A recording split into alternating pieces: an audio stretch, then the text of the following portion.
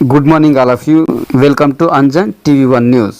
రైతు బాంధవుడు, రైతు పక్షాన నిలబడే ఏకైక వ్యక్తి ముఖ్యమంత్రి నారా చంద్రబాబు నాయుడు. ఆంధ్రప్రదేశ్ శ్రీ సత్యసాయి జిల్లా మడకశిర నియోజకవర్గం మడకశిర పట్టణం యాదవ కళ్యాణ మంటపంలో 90% సబ్సిడీతో రైతులకు డ్రిప్పు పరికరాలను Madakasira MLA, TTD board member MS రాజు, తెలుగుదేశం పార్టీ ఇన్ఛార్జ్ గుండుమల తిప్పేస్వామి పంపిణీ చేయడం జరిగింది. ఈ కార్యక్రమంలో రాష్ట్ర కార్యదర్శి శ్రీనివాసమూర్తి, మండల కన్వీనర్లు ఏపీ, MIC, PD మరియు మడకశిర తెలుగుదేశం పార్టీ నాయకులు, రైతులు పాల్గొన్నారు.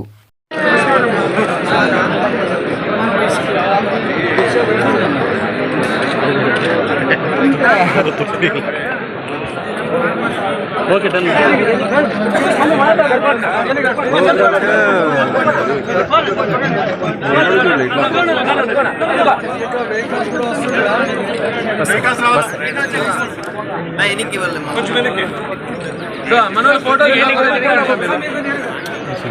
పంటలు పండించడానికి అవకాశం ఇచ్చిన మహానేత మన చంద్రబాబు నాయుడు గారు.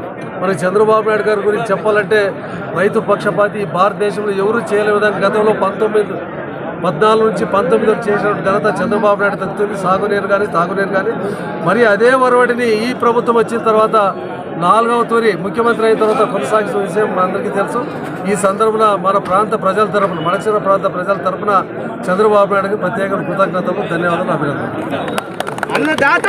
జగన్మోహన్ రెడ్డి నాయకత్వంలో ఈ రాష్ట్రంలో రైతుల్ని ఏమాత్రం ప్రోత్సహించకుండా రైతుల్ని సమాధి చేయడం జరిగింది. ఇటువంటి సందర్భంలో ఈ రాష్ట్ర ప్రజల సహాయ సహకారాలతో రాష్ట్ర ముఖ్యమంత్రిగా పదవి చేపట్టినటువంటి గౌరవనీయులు నారా చంద్రబాబు నాయుడు గారు రైతు బాంధవుడుగా, రైతు పక్షపాతిగా రైతులు పడుతున్న ఇబ్బందులు గమనించి మరీ ముఖ్యంగా రాయలసీమ ప్రాంతంలో డ్రిప్, స్ప్రింక్లర్ లేక దాన్ని కొనడానికి స్తోమత లేక చాలా ఇబ్బంది పడుతున్న ప్రాంతంలో మరి 90% సబ్సిడీ ఇచ్చారు. కోట్లాది రూపాయలు అడిగినటువంటి ప్రతి రైతు కులంతో, మతంతో ముఖ్యమంత్రి అయిన తర్వాత బిందు సేద్యాన్ని, డ్రిప్ ఇరిగేషన్ని ప్రవేశపెట్టడం జరిగింది. జగన్మోహన్ రెడ్డి అధికారంలోకి వచ్చిన తర్వాత ఈ వ్యవస్థని పూర్తిగా నిర్వీర్యం చేయడం జరిగింది. ఒక్క రైతుకు కూడా 1 ఎకరాకు డ్రిప్ ఇచ్చిన పరిస్థితి లేదు రాయలసీమలో. మళ్ళీ చంద్రబాబు నాయుడు గారు ముఖ్యమంత్రి అయిన తర్వాత కేవలం మడకశిర నియోజకవర్గంలోనే దాదాపు 65 లక్షల రూపాయలు, 51 లక్ష సబ్సిడీతో 12,000 ఎకరాలకి 6,000 మంది రైతుల కుటుంబాలకి ఈరోజు డ్రిప్ ఇరిగేషన్ని, స్ప్రింక్లర్లని ఇవ్వడం జరిగింది. రైతు జనబాంధవుడు చంద్రబాబు నాయుడు గారు అనడానికి, రైతు పక్షపాతి చంద్రబాబు నాయుడు గారు అనడానికి ఇదొక నిదర్శనం.